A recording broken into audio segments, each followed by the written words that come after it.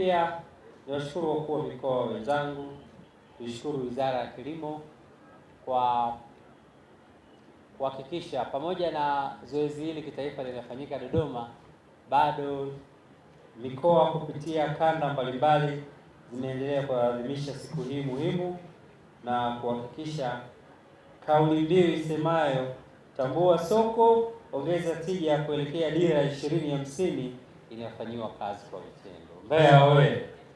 Kilimo oye!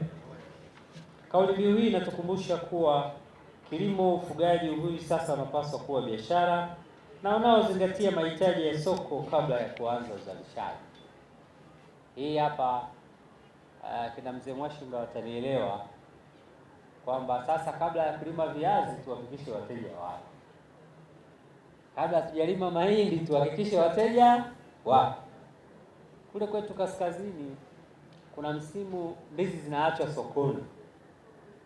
Yaani mtu akipiga hesabu ya kurudi na ule mzigo nyumbani, bora aache bure hapo sokoni. Sasa tumeshavuka huko. Tumeshavuka huko. Kilimo sasa ni cha tija. Hakikisha soko lipo kwanza kabla ya kufanya uzalishaji. Mbeya oye! Na kwa kufanya hivyo tutakuwa tunaakisi malengo yetu ya dira ya 2050 ya kuongeza pato ghafi na pato la mtu mmoja mmoja kwa wananchi wetu.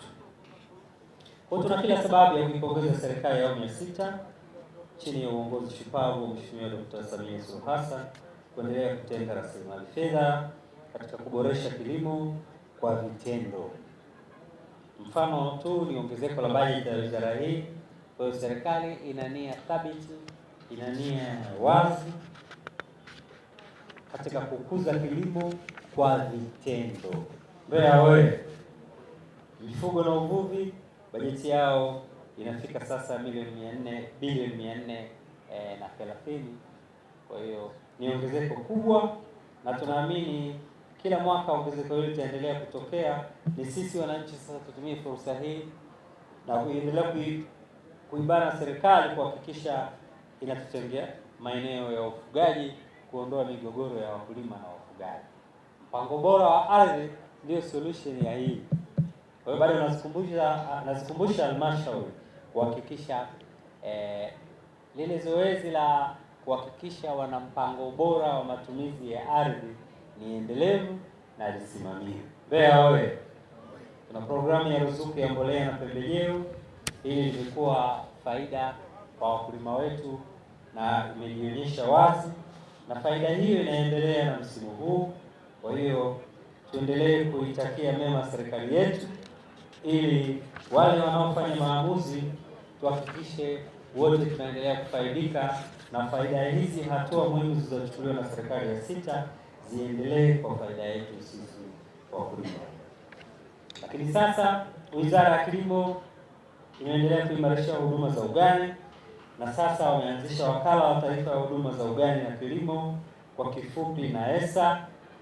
Lengo ikiwa ni kuratibu huduma za ugani kote nchini kwa kutumia miongozo ya kitaifa, teknolojia ya kisasa na kuleta mapinduzi yenye tija kubwa kule mashambani mwetu.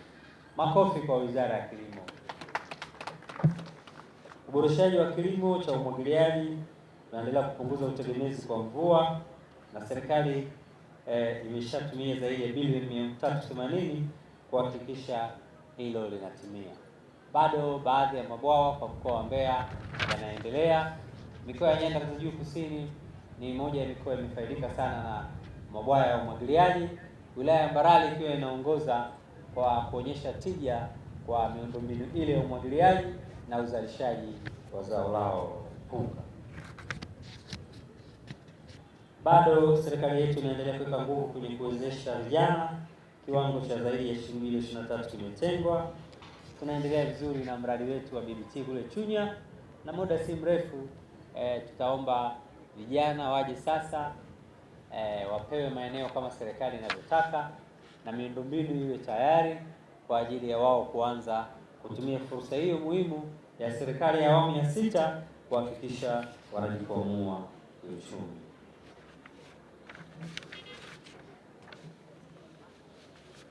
bado tunaendelea kutoa wito wa wananchi kujiunga na mashirika, kujiunga na SACCOS, kutengeneza muunganiko ambao unatambulika kisheria na kuhakikisha wanatumia fursa za mikopo zilizoko halmashauri na taasisi ya fedha kuhakikisha wanajikwamua kiuchumi. Mbeya oye! Hakuna atakayekuletea fedha nyumbani. Tumia fursa, igeuze iwe faida na utaona maisha yako yanaboreka.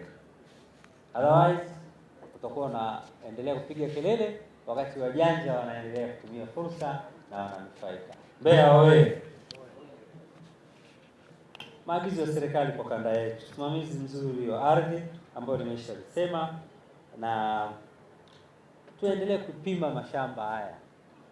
Ni kwa nini tuna maeneo hayajapimwa? Ni wataalamu, ni vifaa au ni gharama? Naomba hili tukalitafutie ufumbuzi. Maeneo yote yakipimwa, migogoro ya ardhi na yenyewe itakuwa ni historia. Ila kama hatupimi, tunapima kwa hatua, ndio nasema mwisho wangu mti ule. Nadhani hizo zama zimeshapitwa na wakati. Mbeya oye! Matumizi sahihi ya viuatilifu na kuhifadhi mazingira, hili ni somo endelevu.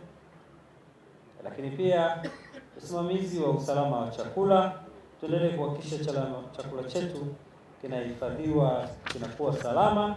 Kama ni dawa, tutumie kwa kiasi, tuhakikishe hatuzidishi matumizi ya viuatilifu na kuweka chakula chetu kwenye riski ya kuwa hakifai kwa binadamu.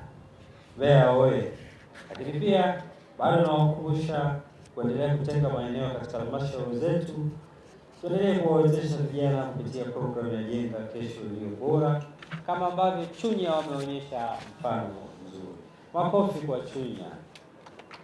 Nitoe rai kwa wananchi wote wa mkoa wa Mbeya na mikoa ya jirani, nyanda za juu kusini, kutembelea maonyesho haya siku zote za maadhimisho, na mtumie fursa hii kujifunza teknolojia mpya, kupata mbegu bora, kujionea fursa za uwekezaji na kuunganishwa na masoko.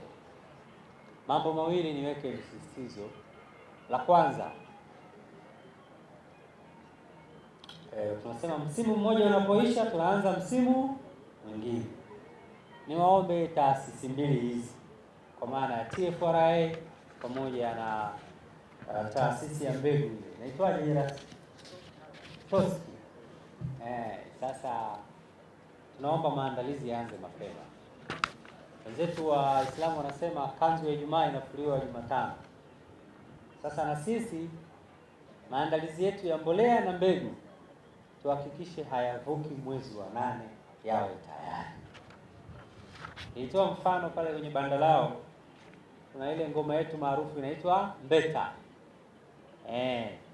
Hiyo tutaenda nao hata kama hawachezi mpaka chini, tutafika nao mpaka chini, tuhakikishe wakulima wetu hawaingii kwenye changamoto ya upatikanaji wa mbolea wala mbegu. Mbeya oye! TFRA oye! TOSCI. Mheshimiwa mgeni rasmi, kauli mbiu ya maadhimisho haya mwaka huu inasema tambua soko, ongeza tija, kutekeleza dira ya 2050.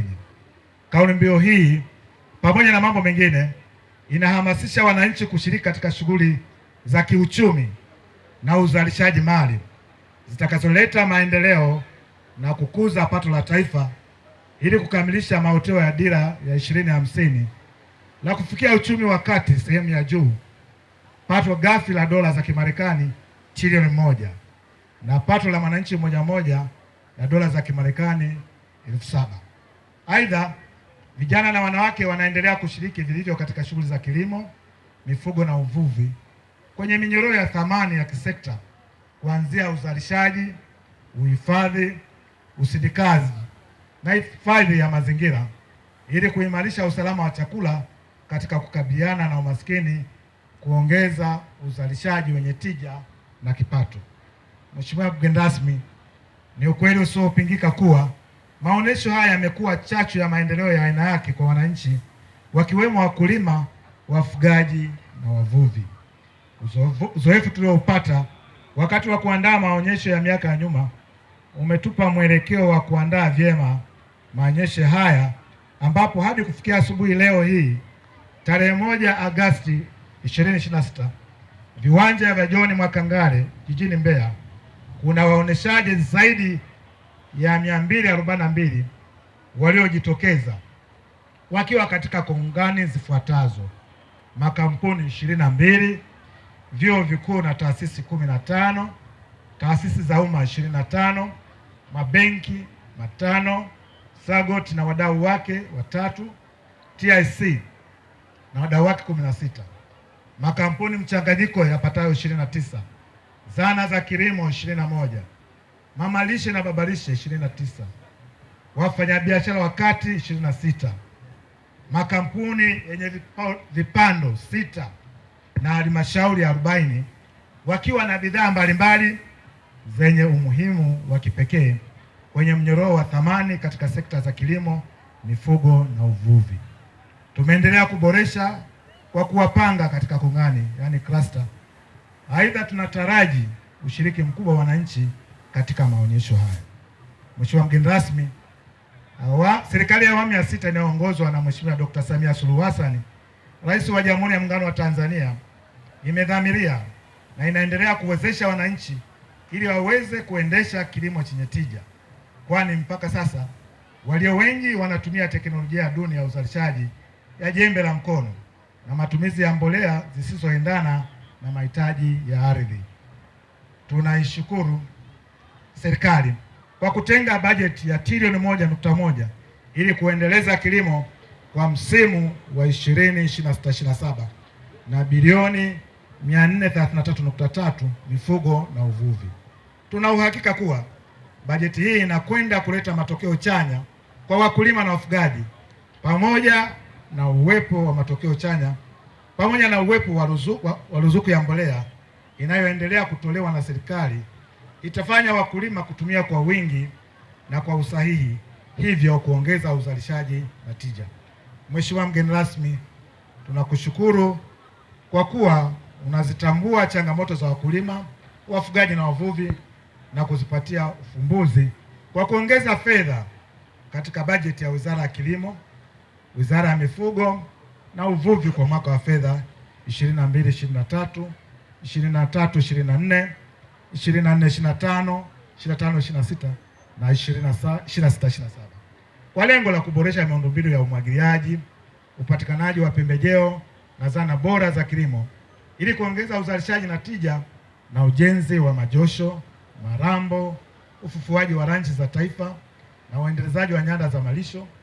Vile kwa moyo wa dhati tunaishukuru serikali kwa kutupatia ruzuku ya maendeleo, vitendea kazi na huduma nyingine nyingi kwa dhamira ya kukuza uchumi wetu kupitia sekta za kilimo, mifugo na uvuvi. Ndugu wananchi wa mikoa hii, tunakiri kupokea ruzuku ya pembejeo takribani 581.4 kwa msimu ulioishia 25/26 ikilinganishwa na 484.0 kwa msimu wa 24/25 za mbolea mbalimbali, na sawa na ongezeko la tani 97,000.19 sawa na 20.1%. Aidha, katika mbolea hizi za msimu wa 2025/26 kuna ruzuku ya serikali yenye thamani ya shilingi bilioni 235.1. Hii yote ni kwa dhamira nzuri ya kukuza uchumi kwa Mtanzania, hasa waishio nyanda za juu kusini na nchi nzima kwa ujumla. Tunampongeza na tunamshukuru Mheshimiwa Rais Dr. Samia Suluhu Hassan, mpendwa wetu, na tunaahidi kusimamia rasilimali zote, miundombinu na vitendea kazi hivyo ili kuendeleza kilimo, mifugo na uvuvi pamoja na usimamizi wa vyama vya ushirika. Mheshimiwa mgeni rasmi, katika kukabiliana na upotevu wa mazao na upatikanaji wa masoko baada ya kuvuna, mikoa ya nyanda za juu kusini itaendelea kutoa elimu kwa wakulima kuhusu kuvuna kwa kutumia teknolojia za kisasa na rahisi, kuhifadhi mazao ya aina mbalimbali, kuzuia upotevu, kuchakata na kufungasha kwa ajili ya kufikia viwango vya ubora unaohitajika katika masoko ya ndani na nje ya nchi. Katika suala la uhifadhi, mikoa inaishukuru serikali kwa kuongeza uwezo wa kununua nafaka na idadi ya kanda za NFRA kutoka 3 hadi 5, zikiwepo Songea, Sumbawanga, Makambako, Songwe na Mpanda. Aidha, kwa kutoa fedha za ujenzi wa vihenge vya kisasa katika kanda ya wakala wa Mbozi. Ukamilishaji wa ujenzi wa miundombinu hii ambao ujenzi wake umechukua muda mrefu bila kukamilika utasaidia kuongeza wigo wa uhifadhi wa nafaka inayozalishwa katika maeneo yetu kwa ajili ya akiba na masoko, ingawa kuna haja ya kuwa na vihenge ngazi ya mikoa. Mheshimiwa mgeni rasmi, tunaishukuru serikali kwa kuendelea kuboresha sekta ya mifugo kwa kuhakikisha upatikanaji wa kosafa bora, ujenzi wa miundombinu ya majosho, malambo, minada, chanzo za udhibiti wa magonjwa ya mifugo, kutenga maeneo na kutoa mbegu za malisho ya mifugo katika mikoa yetu. Mheshimiwa mgeni rasmi, kwa umoja wetu tunaendelea kutekeleza maelekezo ya serikali ya kuhimiza uboreshaji wa soko la ndani na kufuatilia utumiaji wa mazao yatokanayo na kilimo, mifugo na uvuvi kwa lengo la kuimarisha afya kupitia lishe bora. Mazao haya ni pamoja na nafaka, mikunde, mboga mboga, matunda, nyama, maziwa, mayai na samaki. Mheshimiwa mgeni rasmi, watambua kuwa sekta ya ushirika ni nguzo muhimu sana kwa ustawi wa wakulima wetu, kwa kuwa asilimia kubwa ya wakulima bado wadogo. Hivyo masoko ya pamoja yanahitajika. Mikoa ya kanda ya Nyanda za Juu Kusini ina jumla ya vyama vya msingi vya ushirika na masoko, yani AMCOS 1383 yenye jumla ya wanachama 311,782 ambavyo vimepewa mikopo ya thamani ya shilingi bilioni 132.